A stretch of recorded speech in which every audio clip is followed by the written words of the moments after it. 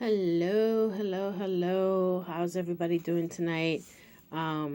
It's Rosalind at Pond's Edge Designs. I'm back. And tonight I'm going to talk about beading gone wrong.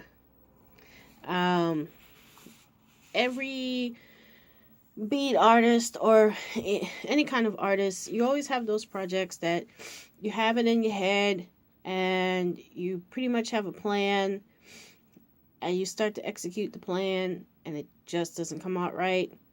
I'm going to show you a few of these tonight.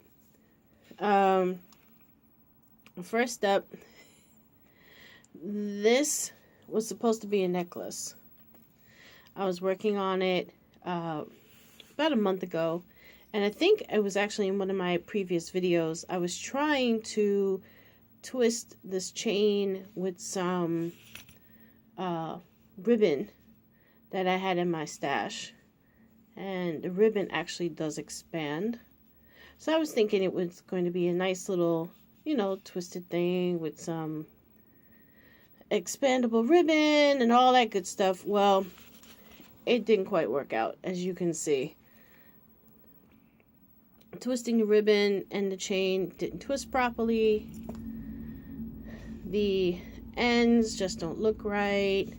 So I'm probably going to end up taking this apart and reworking it. And sorry that the camera's shaking. I have this new camera clamp and it kind of works for the most part. The other thing, so that's number one. Usually what happens is you take what you're working on apart and try a different route. Try a different ribbon, try a different chain, and see if it works the second time around. Next thing I want to show real quickly. I have this beautiful piece. It came out great. I actually wore it a few times. Stupid camera, stay still. I actually wore it a few times and it fits my wrist great. Problem is, as you can see, the clasp needs to be cleaned. It tarnished. I wasn't expecting it to tarnish, but it did. It tarnished. So I have to either find a way to clean it, or I'm going to have to take this bracelet apart, restring it, because it's all on wire, restring it, and put a new clasp on it. Which kind of sucks, because as you can see, I had my pattern going, I had everything lined up the way I wanted it to, and it fits quite well. I'm just going to slip it on my hand so you can get an idea. Get this bad boy back on. So I'm probably going to end up changing the clasp.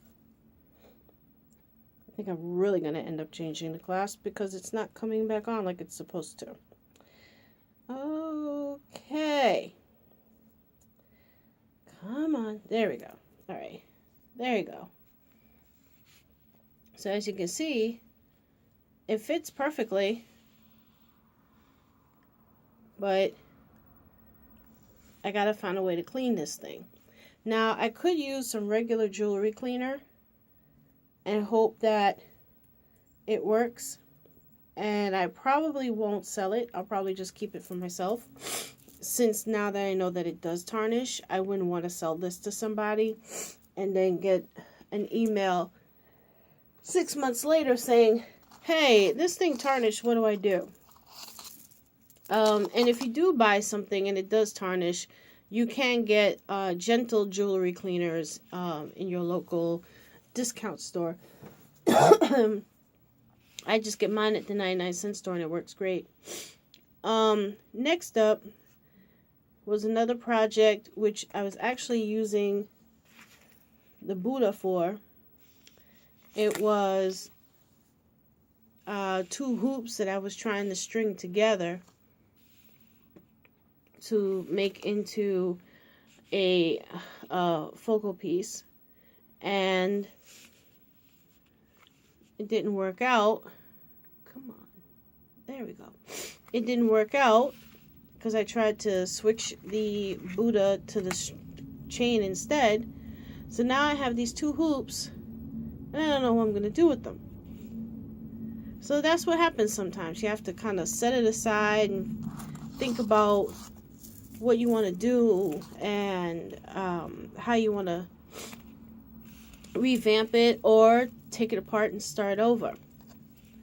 So this final thing I want to show for tonight, I bought these beads at a New York bead show, and I loved the New York bead show, had a great time, got some really cool stuff. I thought that I got some really cool Roman glass, and I noticed, and you can see it here, let's see, where's that piece? Some of these pieces are not strung all the way through. As you can see, they're broken, and the spots that they are broken at, I'm gonna adjust the camera a little bit, the spots where they're broken, I can't string this on anything. It's kind of a waste of a bead because it's broken. And there's another spot. Here's another one. It's actually broken almost all the way through, so I can't use that piece. So I spent a certain amount of money on Roman glass, and they're pieces that I can't use. So now I have to figure out what am I actually going to do with this Roman glass that's actually broken up quite a bit. So I have to decide if I can possibly use some of it, which I think I can use some of it. I just can't use all of it, which kind of bums me out. And what would I use it for? I'm thinking necklace, but I'm not sure yet.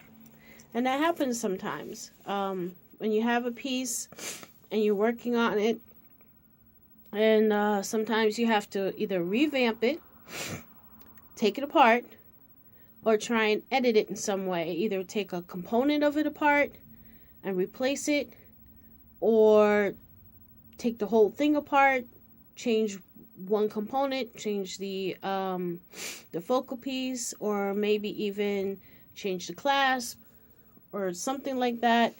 It's all a process, and that's what happens sometimes. Beading gone wrong.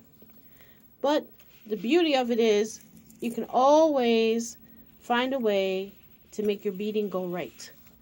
You just have to have some patience, put your thinking cap on, and take a look around. Do a little research. Check out some folks who have done something similar. Maybe you can make an easy change. Maybe it's not so easy, but it can be done. Nothing gets wasted when you bead, even if it goes wrong. So, that being said, until next time, you can catch me on Instagram. You can catch me on Facebook. I do the tweet thing too. And if you have any questions, reach out to me. And my website is pondsedgedesigns.net. I will see you all on the other side. Have a good night.